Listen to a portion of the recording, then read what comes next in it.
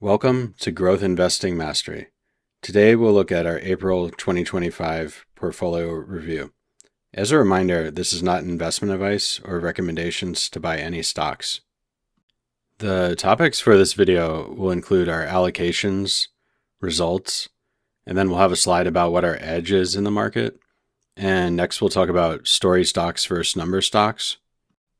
We will take a look at companies I own, and I sold 2 companies this month, which we'll talk about. Next, we'll look at newly researched companies I was investigating during the month. And lastly, we'll take a look at the earnings calendar, as a number of my companies are reporting soon. Taking a look at our allocations for the month, I have 5 high confidence positions, 1 medium confidence, and 4 low confidence positions. In first place is AppLovin with symbol app at 19.1%. Next I have Astera Labs, ALAB at 18.1%, Reddit, RDDT at 17.6%, Paymentus PAY at 16.4%, and the last of my high confidence positions is Hims & Hers Health, symbol HIMS at 15.2%. Then I have Sezzle with symbol SEZL, which is 5.9%, and a new position for me that I've been adding to recently. I would ideally like to have a few more medium confidence positions, and hopefully I can find one of my bottom 4 positions to add to after this earnings season.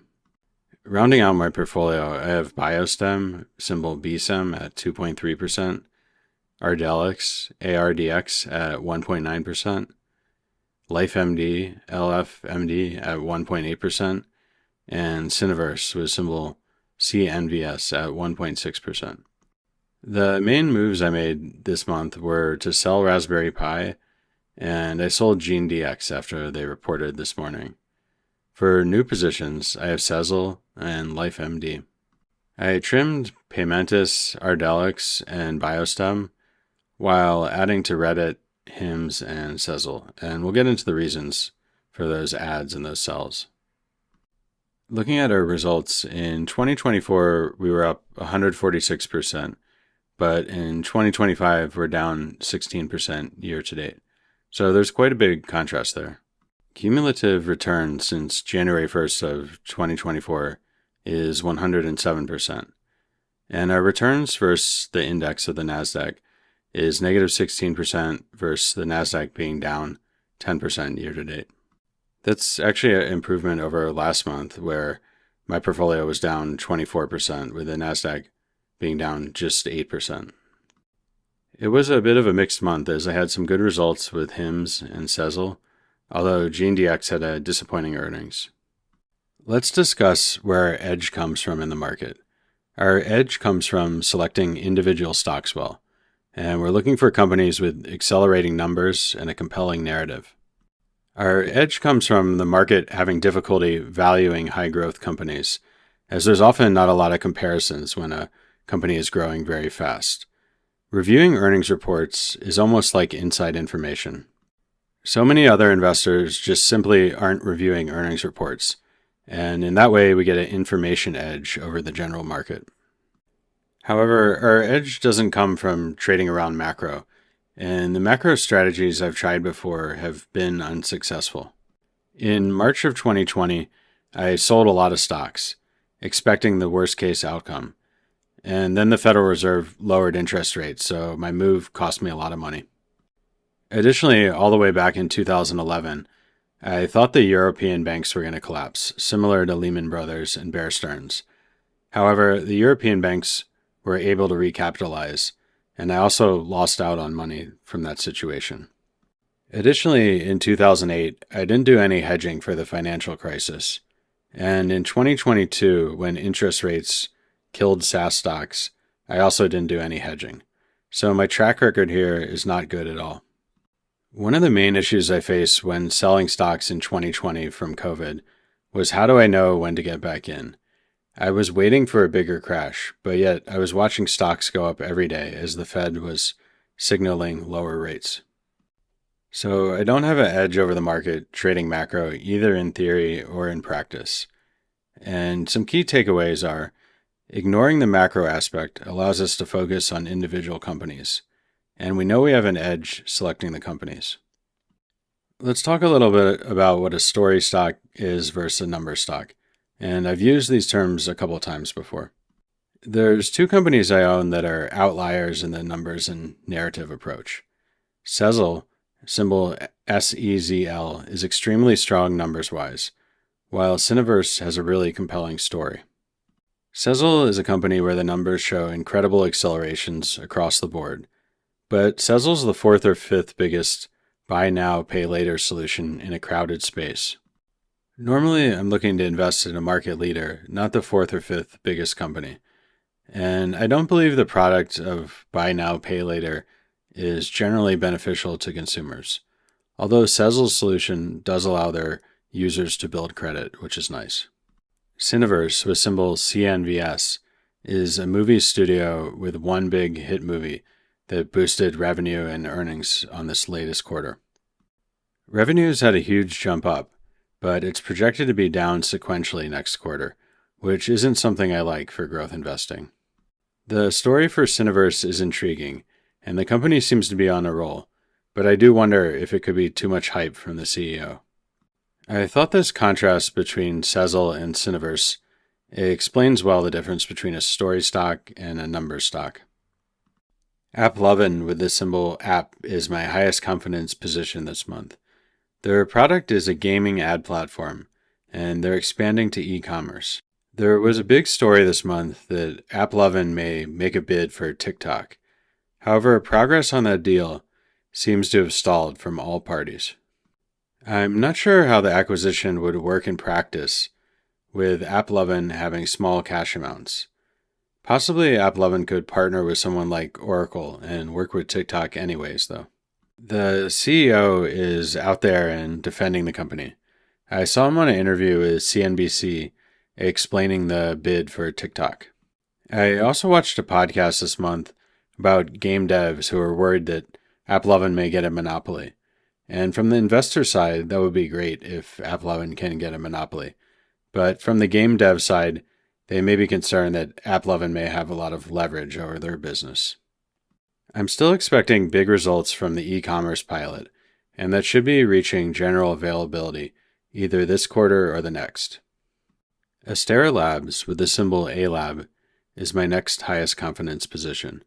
Their product is next-gen AI hardware, and they have a Cosmos platform which connects it all. The stock price seems to react heavily to tariff news, and the company will be reporting earnings on May 6th. It'll be interesting to hear management's take on the tariff impact. I believe the Q1 results should be strong, as the tariffs were unlikely to impact this quarter. The market is likely to react to the guidance that the company gives. It's also possible Astera pulls guidance because of the uncertainty, but I doubt that'll happen because Astera's prided themselves on beating their guidance each quarter. So we'll see what they do on May 6th. Reddit, with symbol RDDT, is another high confidence stock for me. They are a social media company centered around community. I added some to my Reddit position during the month. I was surprised to see this name get so beat up by the stock market, and presumably this company would have little impact from the tariff or trade war. I find it a bit ironic that Wall Street Bets, the subreddit, which is hosted on Reddit, hasn't become a meme stock yet. Anecdotally, I've been seeing more ads in the Reddit comments as I'm a daily user of Reddit, and the ads seem pretty well placed. This is in contrast to Meta, which has a lot more ads, and the ads don't seem as relevant. I'm expecting Reddit to beat their guidance and raise guidance further after this next earnings report. We'll see how they do in early May. Paymentus is another high-confidence stock for me. Their product is a SaaS payment collection solution. I trimmed my Paymentus position mid-month after reviewing their earnings once more. The full-year guide is in the low 20%, and the next quarter guide is low as well. Paymentus has been a company that sandbags on guidance before, and they are hesitant to assume the continued large enterprise pull-through.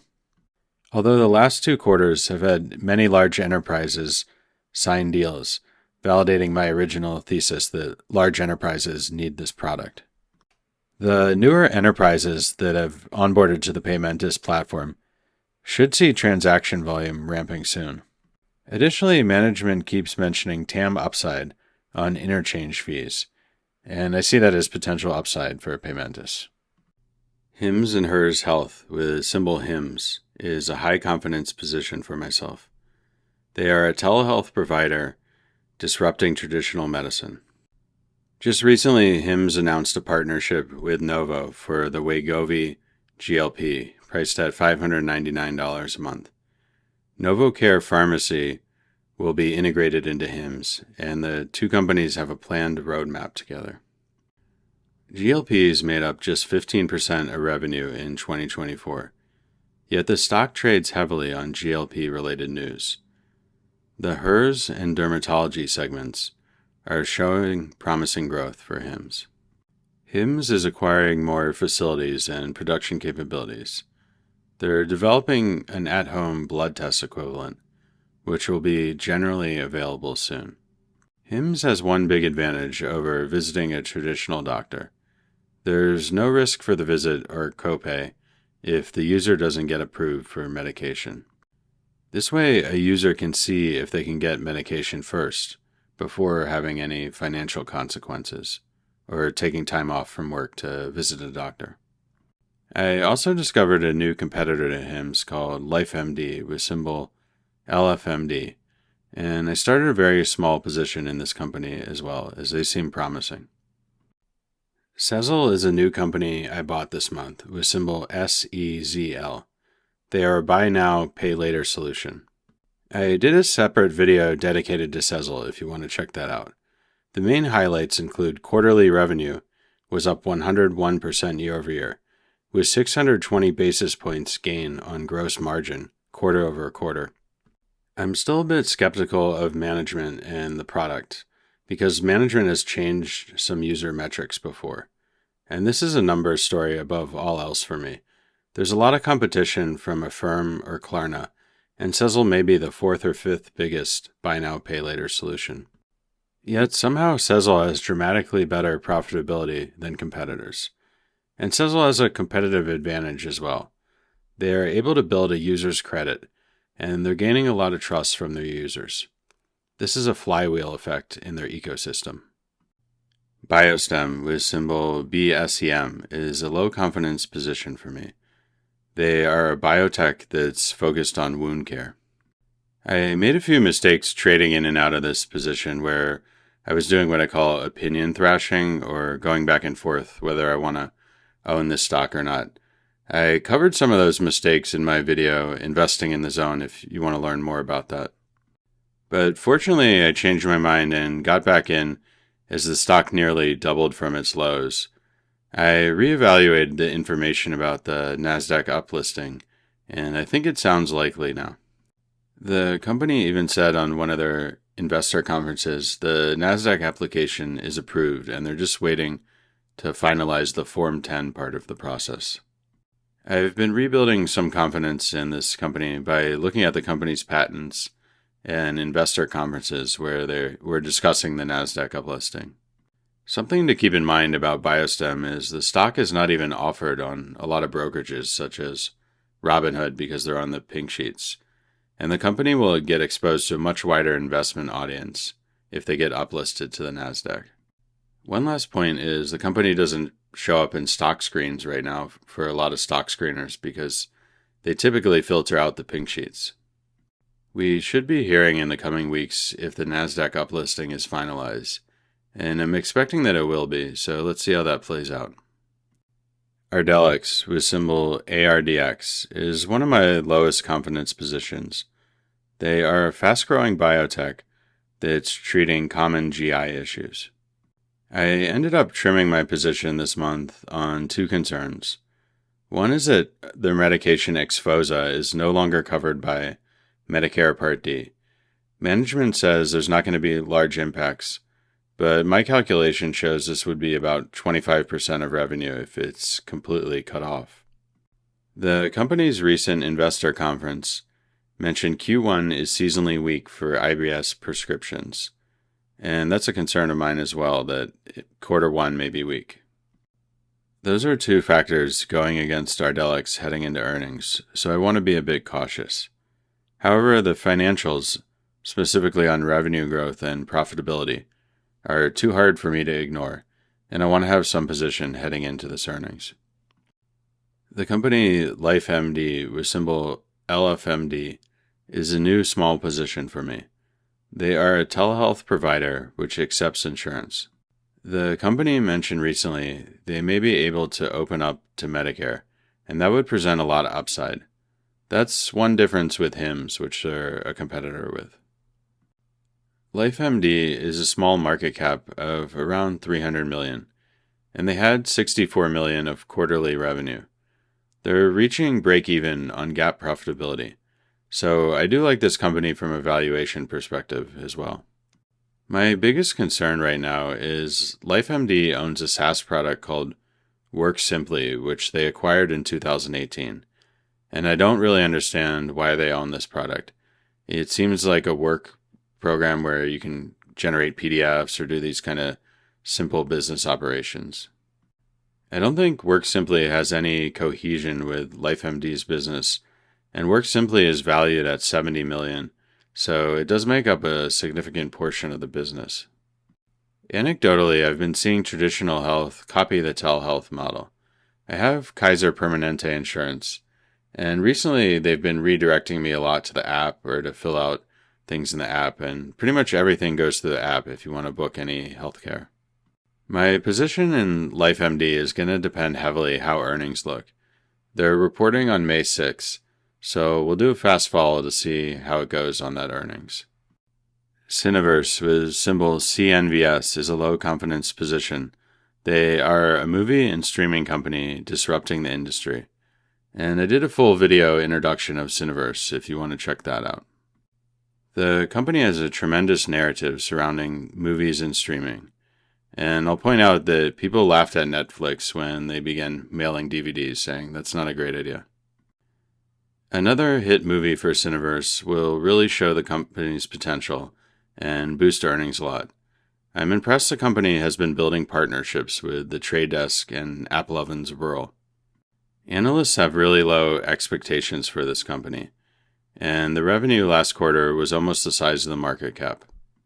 I do have some concerns that the next quarter doesn't have a hit movie projected, and revenue is going to be sequentially down, which is usually not a pattern I like in growth investing. So we'll see how this one goes. There's one company I sold this month, which was Raspberry Pi, with symbol RPI.L. The company reports in halves, so the data here is for 6 months for each time period. Revenue goes from 89 million to 176 to 144 and to 116. And you can see this is sequentially declining 2 quarters in a row. Full year revenue in 2024 was 260 million, but in 2023 revenue was 266 million, or minus 2% year over year. Full year adjusted EBITDA in 2024 was 37.2 million, but in 2023 it was 44.8 million, or down 15% year over year. And that's definitely not a pattern we like for growth investing. Looking back at what I missed with this investment, I thought that H2 was double H1 last year just because of seasonality, and I was expecting a much bigger jump up in revenue and earnings. The headline in the press release for Raspberry Pi was a resilient full year 2024 against a backdrop of industry-wide destocking post an exceptional full year 2023. That's some complicated wording, and it doesn't sound very good where they're boasting about their 2023 performance, but 2024 was described as just being resilient. Channel overstock took a toll on both Q2 and Q3 of 2024, which weighed on sales. But management mentioned Q3 has seen channel inventory normalize. And I think I got a bit fooled by the 61% year-over-year growth rate on the first report after the IPO.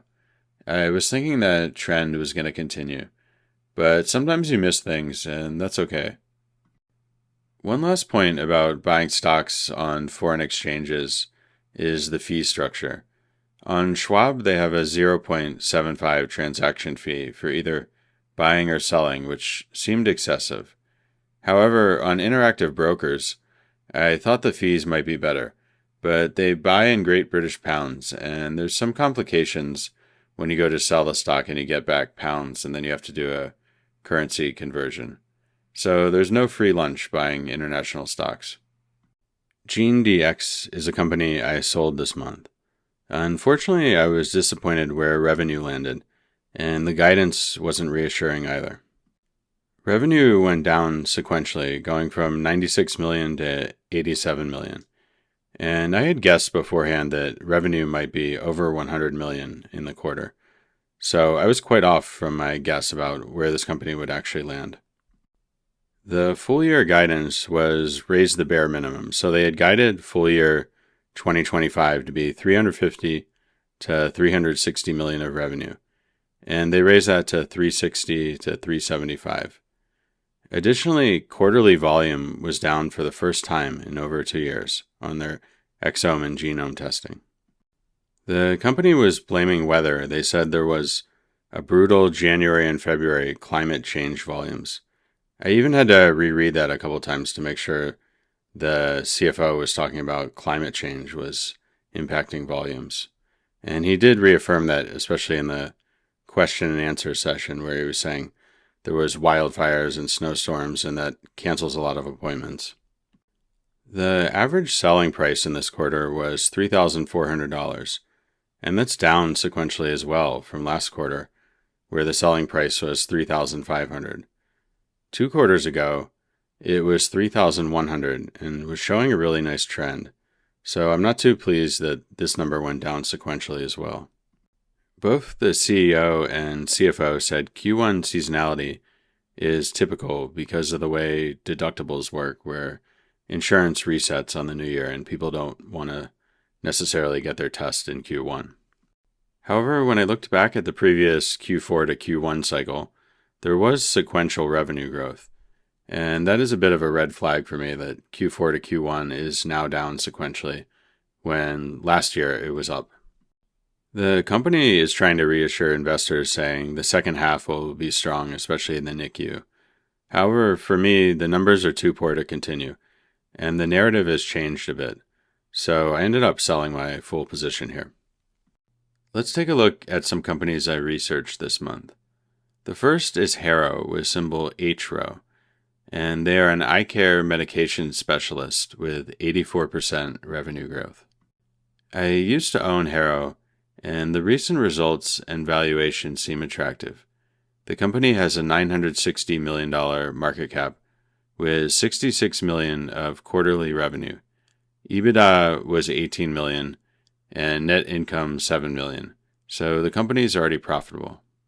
The story or narrative for HROW really picked up again this quarter, along with the impressive numbers. My biggest concern right now is the $229 million of debt, and analysts were asking some questions about how HROW plans to manage this debt. Another concern I have is when I previously owned this company, they mentioned a lot about this Melt product, which is a sedative that goes under the tongue. And they spun out Melt to be a separate company. However, now it doesn't seem like Melt is growing as fast as it once was. Another company I looked at this month was GLBE Online with symbol GLBE. They are a global e-commerce platform that's based out of Israel. And I used to own this company as well, but a few years ago. Revenue picked up to 42% year over year this quarter, and it was the strongest quarter ever, becoming GAAP profitable for the first time. The company mentioned there's a lot of new verticals and brands which are partnering with GLBE. However, the revenue guide of only 27% next quarter does imply some tariff impacts, and the company's mentioned tariffs will have a big impact on the business. So I'm going to be a little cautious and hold off on starting a position just yet. Another company I looked at was Sonara MedTech with symbol SMTI. They produce soft tissue products, and they're a competitor to Biostem on some of their products. The company has 48% year-over-year revenue growth at $26 million, but they're not profitable yet and they have some debt. A $280 million market cap for this company seems fairly valued, but when I compare them to Biostem has better metrics everywhere. So I'd prefer to own Biostem for now, but we'll keep an eye on this company. Let's continue on looking at some companies I researched this month. One is Delcath Systems with symbol DCTH. They are a treatment for liver cancers, and what their tech does, it filters blood and delivers chemotherapy, and then filters that blood back once more. The company's revenue pattern looks really attractive over the last year. It goes from 1 million to 3 to 8, 11, and 15, which is practically a Fibonacci or geometric acceleration. And the company's product launched about a year ago, so everything lines up with the narrative here. The company's break even on profitability, and the market cap is $350 million with $53 million of cash and no debt, which is pretty attractive. I'm on the fence here about starting a position as revenue's still pretty low, but I've got my eye closely on this company. Myomo, with symbol MYO, is a company I looked at this month. They do wearable medical robotics for neurological disorders and limb paralysis.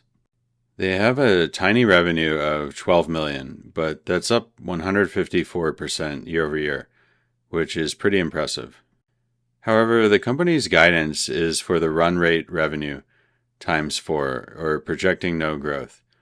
The company also trades on the American exchange, and they do see some issues with reimbursement where they're trying to educate the market.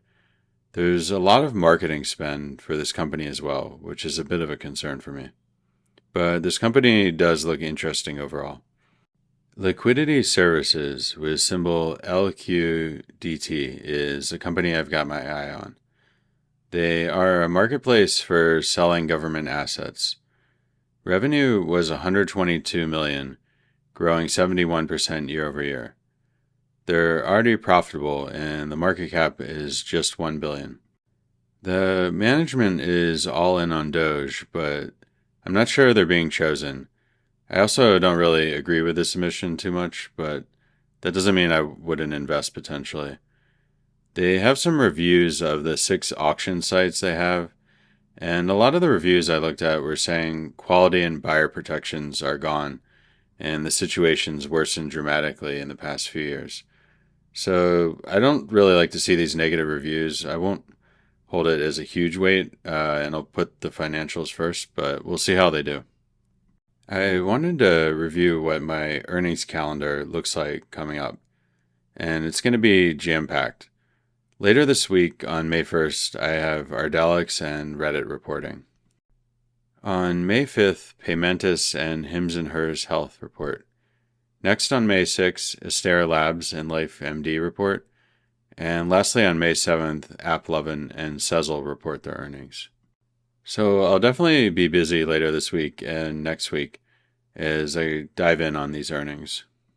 There's going to be some more videos coming soon, and I mentioned the earnings calendar, so any earnings that really stand out as impressive, I'll do a review and video on. I'm putting together a video on the overall strategy for GrowthInvesting Mastery. I'm also planning a video on how to use a stock screener or how to not use a stock screener. Let me know if you enjoyed the video and leave a comment below or a like if you found the video useful. As a reminder, this is not investment advice. Thanks.